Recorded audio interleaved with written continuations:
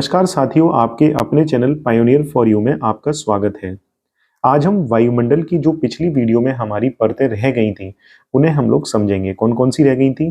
Stratosphere समताप मंडल, mesosphere मध्यमंडल, ठीक है, एक्सोस्फीयर, आइनोस्फीयर और थर्मोस्फीयर, ये सारी परतें हमारी रह गई थी, तो इन्हें हम लोग पढ़ेंगे। ठीक है, तो यहाँ पे आप लिखा देख रहे हैं, दूसरी परत है हमारी स्ट्रेटोस्फीयर यानी समताप मंडल। ठीक है, तो पहला पॉइंट इसमें हमारा, ये डायग्राम पहले आप अच्छे से समझ लो। इसमें क्या है, नीचे ये टेम्परेचर दिया गया है डिग्री सेल्सियस में, और इधर क्या दिया गया है लेफ्ट साइड, ये हमारा दिया गया है एल्टीट्यूड यानी हाइट दी गई है, यानी ऊंचाई दी गई है हमारी किलोमीटर में। ठीक है, तो स्ट्रेटोस्फीयर में आप क्या देख रहे हैं कि जैसे जैसे हम लोग ऊपर जा रहे हैं समताप मंडल में, वैसे वैसे टेम्परेचर क्या हो रहा है, हमारा टेम्परेचर बढ़ रहा है। ठीक है, मतलब अगर ट्रोपोपॉज, ये जो क्षोभ सीमा है, यहाँ पे अगर टेम्परेचर मान लो -50 डिग्री सेल्सियस था, तो स्ट्रेटोपॉज में वो पहुंच के कितना हो गया, -10 या 0 डिग्री सेल्सियस तक पहुंच गया। तो पहला पॉइंट आपको यही याद रखना है कि जैसे जैसे समताप मंडल में हम लोग ऊपर जाते हैं, ठीक है, तो क्या होता है, हमारा टेम्परेचर जो होता है हमारा वो कम होता है। ठीक है, ये याद रखना। दूसरा पॉइंट हमारा क्या है कि ये जो परत है हमारी, वो क्षोभ सीमा से, ठीक है, क्षोभ सीमा क्या होती है पता है आपको, ये जो ट्रोपोपॉज, ठीक है, ट्रोपोपॉज में आपको बता ही चुका हूं पिछली वीडियो में क्या होता है। तो ट्रोपोपॉज से कहां तक होती है, ये 50 किलोमीटर के बीच में जो ये परत होती है, इसे हम लोग क्या कहते हैं, स्ट्रेटोस्फीयर यानी समताप मंडल कहलाई जाती है। ठीक है, फिर क्या पढ़ना है आपको कि इसमें जो मौसम संबंधी घटनाएं होती हैं हमारी, वो ना के बराबर होती हैं। ठीक है, इसीलिए इस जो विमान उड़ते हैं, हमारे हवाई जहाज होते हैं, वो इसी परत में उड़ते हैं। ठीक है, तो ये तुम्हें पता होना चाहिए कि जो एरोप्लेन्स होते हैं हमारे, ठीक है, वो कहाँ पे उड़ते हैं, वो इसी परत में उड़ते हैं। क्यों उड़ते हैं? क्योंकि इसमें मौसम संबंधी घटनाएं जो होती हैं वो हमारी ना के बराबर होती हैं, मतलब होती ही नहीं है एक प्रकार से। ठीक है, नेक्स्ट पॉइंट आपको इसमें क्या पढ़ने की जरूरत है कि इस परत में 20 से 40 किलोमीटर तक ओजोन परत पाई जाती है। ठीक है, यहां पे आपको दिख रहा है, ये लिख रहा है ozone layer, main concentration ozone layer. तो 20 से 40 किलोमीटर के बीच में हमारी क्या पाई जाती है, ओजोन परत यानी ओजोन लेयर पाई जाती है। ठीक है, लेकिन इस 20 से 40 किलोमीटर के रेंज में, ये 20 से 40 किलोमीटर में जो सबसे ज्यादा मैक्सिमम कंसंट्रेशन, मतलब जहां पे ओजोन लेयर की, ओजोन परत की सबसे ज्यादा सांद्रता होती है, वो कहां पे होती है, 25 किलोमीटर जो होता है रेंज में। तो 25 किलोमीटर के आसपास ओजोन लेयर का जो कंसंट्रेशन होता है वो बहुत ज्यादा होता है। ठीक है, नेक्स्ट पॉइंट आपको क्या पढ़ना है कि जो ओजोन जो हमारी है, वो सूर्य से आने वाली हानिकारक पराबैंगनी किरणें, अल्ट्रावायलेट रेस को क्या करती है, हमारी अवशोषित करती है। ये तो सभी को आपको पता होगा। अतः ओजोन को पृथ्वी का सुरक्षा कवच भी कहते हैं। ठीक है, इसे हम अच्छे से डिटेल में आपको समझाएंगे, अभी बस इतना समझ लो। ठीक है, अच्छा, क्या आपने ये कल्पना की है कि जो हवाई जहाज होते हैं वो कितने टेम्परेचर, अभी कितने टेम्परेचर पर उड़ते होंगे?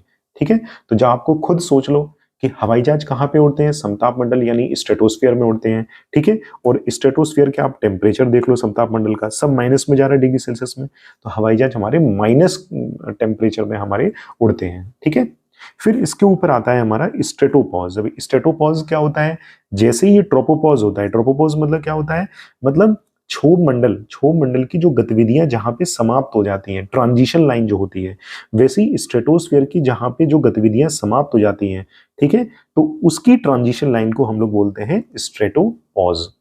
ठीक है, चलिए आगे हम लोग आपको समझाते हैं, जो मैंने आपको अभी पांचवा छठवां पॉइंट समझाया था कि ये क्या करती है ओजोन लेयर, ये पराबैंगनी किरणों को अवशोषित करती हैं। तो इसे हम लोग अच्छे से डिटेल में समझेंगे। चलिए, अच्छा, आपको सूरज की रोशनी के स्पेक्ट्रम के बारे में पता है, यानी विजुअल लाइट।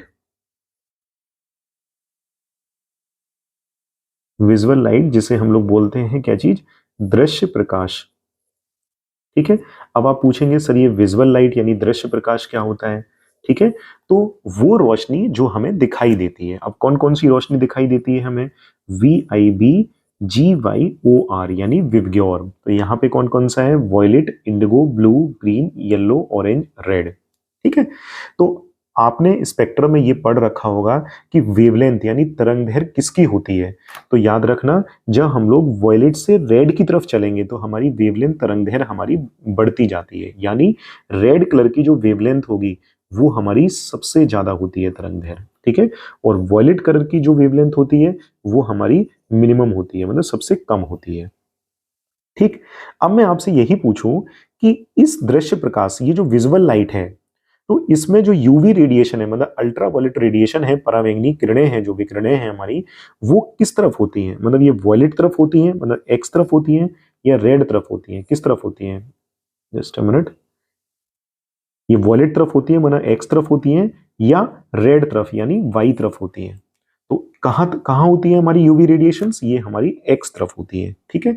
तो यहां हमने ऊपर पढ़ रखा है कि भाई जब यहाँ पे यूवी रेडिएशन हमारी एक्स तरफ होती है, और यहाँ पे क्या होता है वॉयलेट कलर का, यहाँ पे जो वेवलेंथ होती है इसकी, वो वेवलेंथ मिनिमम होती है, ठीक है।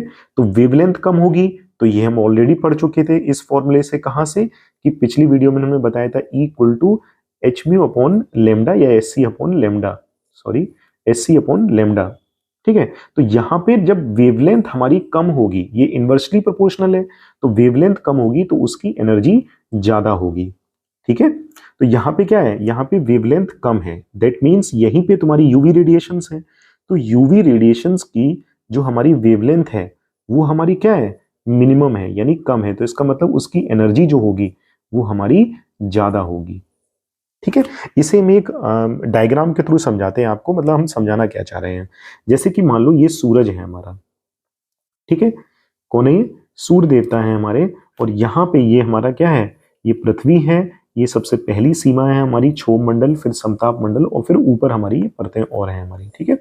हम लोग को अभी सिर्फ स्ट्रेटोस्फीयर समझना है, तो इतना समझो आप, ठीक है। अब मान लो सूरज की रोशनी यहाँ से निकलना शुरू हुई है, हमारी नीचे तक आई है, ठीक है।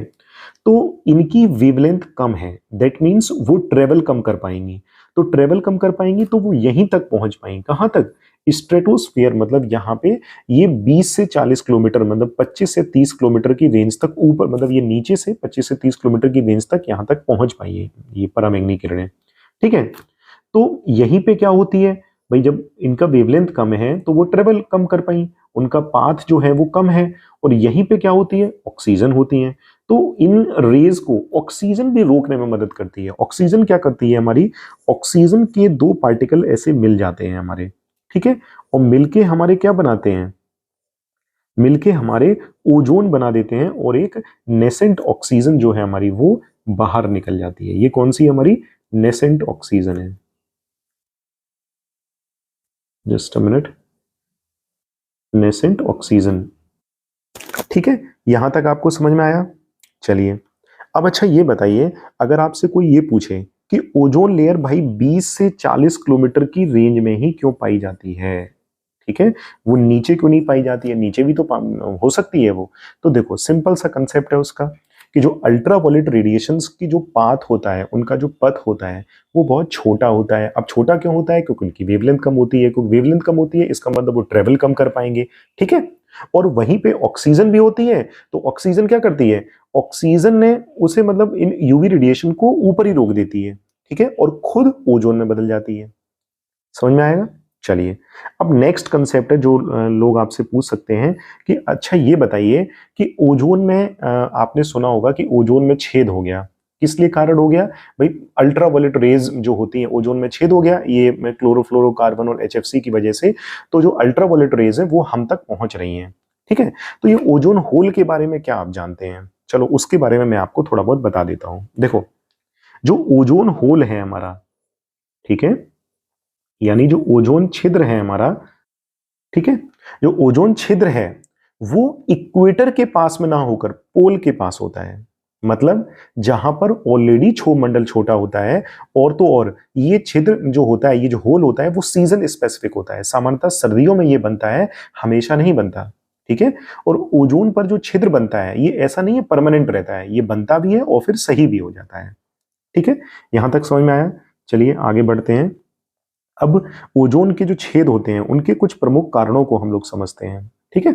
तो देखो ओजोन जो होल होता है उनके कुछ इंपॉर्टेंट रीजंस हमारे हैं। सबसे पहली है हमारी क्लोरोफ्लोरोकार्बन गैस, ठीक है। अब ये निकलती कहां से है हमारी? ये फ्रिज से निकलती है, एसी से निकलती है, ठीक है। समझ में आ रहा? तो इनसे क्या होता है, इससे क्लोरीन गैस हमारी बाहर निकलती है। और जब ये क्लोरीन गैस बाहर निकलती है तो ये नेसेंट ऑक्सीजन जो हमारी ऊपर थी उससे जाके मिल जाती है। तो ये जब नेसेंट ऑक्सीजन से मिलेगी तो ये क्या बना लेगी, ये क्लोरेट का निर्माण कर लेती है। इसका निर्माण कर लेती है, क्लोरेट का निर्माण कर लेती है। ठीक है, तो इससे जो मुक्त ऑक्सीजन है हमारी, ठीक है, जो नेसेंट ऑक्सीजन जो है हमारी वो खत्म हो जाती है, जिससे ओजोन टूटकर वापस नहीं जुड़ पाती है। ठीक है ना, इसीलिए गवर्नमेंट ने क्या किया, हमारा सीएफसी पर, जस्ट अ मिनट, इसलिए गवर्नमेंट ने सीएफसी पर क्या कर दिया, हमारा बैन लगा दिया है। ठीक है, फिर लोगों ने इसका सब्स्टिट्यूट ढूंढा कि चलो भाई एक काम करते हैं, इसके बदले हम लोग HFC मतलब हाइड्रोफ्लोरोकार्बन हम लोग यूज कर लेते हैं। अब इस गैस के साथ क्या दिक्कत हो गई भाई, ये जो गैस थी वो ग्रीन हाउस गैस बन गई। ठीक है, और ग्रीन हाउस गैस में आपको पिछली वीडियो में बता चुका हूं अच्छे से डिटेल में, और जब ये ग्रीन हाउस गैस बन गई तो ये ग्लोबल वार्मिंग के लिए जिम्मेदार हुई। ठीक है, तो इस स्ट्रेटोस्फीयर में आपको इतना ही समझना है।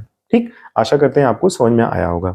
चलिए अब हम समझते हैं मध्यमंडल यानी मेसोस्फीयर के बारे में। चलिए सबसे पहले आप इस डायग्राम को दोबारा से देखिए। हम अब क्या पढ़ने जा रहे हैं, ये तीसरी लेयर पढ़ने जा रहे हैं, यानी मेसोस्फीयर के बारे में हम लोग पढ़ने जा रहे हैं। ठीक है, मध्यमंडल के बारे में पढ़ने जा रहे हैं। तो इस डायग्राम से आपको क्या समझ रहा है, क्या समझ में आ रहा है कि मेसोस्फीयर में हम लोग जैसे जैसे ऊपर जा रहे हैं तो टेम्परेचर क्या हो रहा है, हमारा कम होता जा रहा है। ठीक है, इधर देख रहे हैं, मतलब ये टेम्परेचर अगर शुरू हुआ है -10 डिग्री सेल्सियस से, तो ये -100 डिग्री सेल्सियस तक हमारा चला जा रहा है। ठीक है, तो पहला पॉइंट तो जो सबसे इंपॉर्टेंट है वो हमारा यही है कि इस परत की जो ऊंचाई जो होती है वो हमारी कितनी होती है, मतलब किस रेंज में होती है, ये 50 से 80 किलोमीटर तक इसकी हाइट होती है, यानी ऊंचाई होती है इसकी। ठीक है, और इस परत में जब हम लोग लगभग मान लो 85 किलोमीटर तक पहुंचते हैं, ठीक है, या कह सकते हो क्योंकि 80 किलोमीटर तक होती है, तो मान लो जब हम लोग 80 किलोमीटर तक जब यहाँ पे पहुंचते हैं तो यहाँ पे जो टेम्परेचर होता है, ये टेम्परेचर कभी कभी -100 डिग्री सेल्सियस तक चला जाता है। ठीक है, इसीलिए ये हमारी ये वायुमंडल की जितनी भी परतें होती हैं, तो सबसे जो ठंडी परत होती है वो हमारी यही कहलाई जाती है। ठीक है, सबसे ठंडी परत जो होती है वो हमारी इसी मध्यमंडल को हम लोग बोलते हैं। ठीक है, अब जो इंपॉर्टेंट पॉइंट है ये आप समझना, क्या, उल्का और उल्का पिंड के बारे में। देखो आपने शाहरुख खान की मूवी तो देखी होगी ना, जो कहते हैं कि टूटता हुआ तारा अगर हम देख लें तो लोग क्या क्या मन्नत मांगते हैं कि भाई भगवान ऐसा कर देना, भगवान वैसा कर देना। ठीक है, ये सब तो जिसे विज्ञान आती है, जो ज्योग्राफी के कंसेप्ट को समझते हैं, वो तो भाई इसे समझ जाएंगे कि ये क्या है, और जिसे नहीं पता है वो तो टूटता हुआ तारा और अपनी मन्नत पूरी करने के लिए फरियाद ही करेंगे। ठीक है, तो अब हम बताने जा रहे हैं आपको कि उल्का यानी उल्का पिंड, ये टूटते हुए तारे होते हैं या और कुछ होते हैं। तो देखो समझो, उल्का हम पिछली वीडियोस में आपको बता चुके हैं क्या होते हैं, मीटेरोइड्स क्या होते हैं हमारे। ठीक है, ये छोटे छोटे पत्थर टाइप के होते हैं जो हमारे एक पूरी बेल्ट होती है। ठीक है, तो जब कोई भी उल्का मीटियोर्स हमारा जो है, जब वो पृथ्वी पे एंटर करता है हमारा, ठीक है, तो जहां पर उल्का होता है, मतलब जहां पर ये उल्का होता है, ठीक है, तो वहां पर क्या होता है, वहां पे उसे कोई वायुमंडल नहीं हो सकता है, मतलब वहां पे कोई भी वायुमंडल नहीं होता है। ठीक है, वहां पे वायुमंडल नाम की कोई चीज नहीं होती है।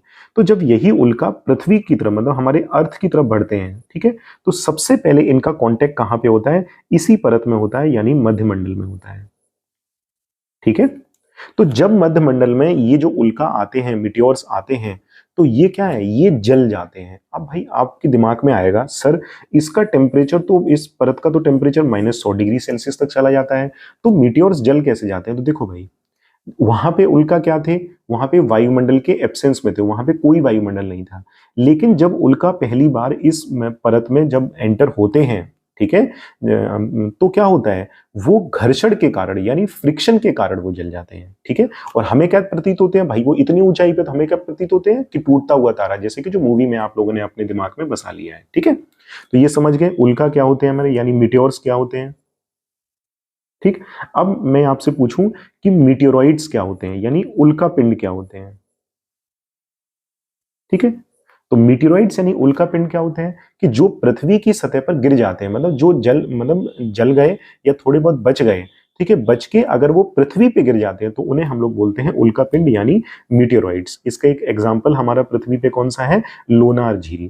कि लोनार झील बनी कैसी थी महाराष्ट्र में, ये लोग का मानना है कि कभी कोई उल्का पिंड हमारा पृथ्वी पे गिरा होगा, जिससे कि क्या होगा, बहुत बड़ा एक गड्ढा सा, मतलब खाई सी बन गई हमारी। ठीक है, तो ये समझ में आया मध्यमंडल यानी मेसोस्फीयर के बारे में। चलिए अब हम समझते हैं थर्मोस्फीयर यानी तापमंडल के बारे में।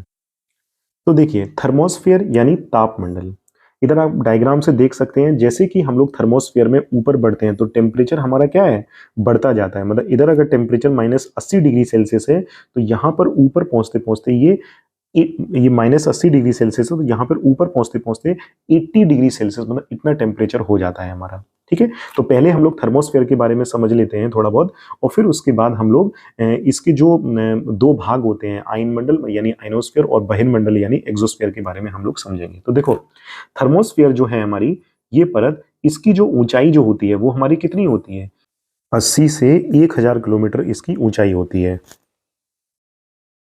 थर्मोस्फीयर यानी तापमंडल की। ठीक है, ये हम लोग पढ़ चुके हैं कि जैसे जैसे इसमें हम लोग ऊपर बढ़ेंगे तो इसका जो टेम्परेचर होता है इस परत का क्या होता है, ये हमारा बढ़ता जाता है ज्यादा।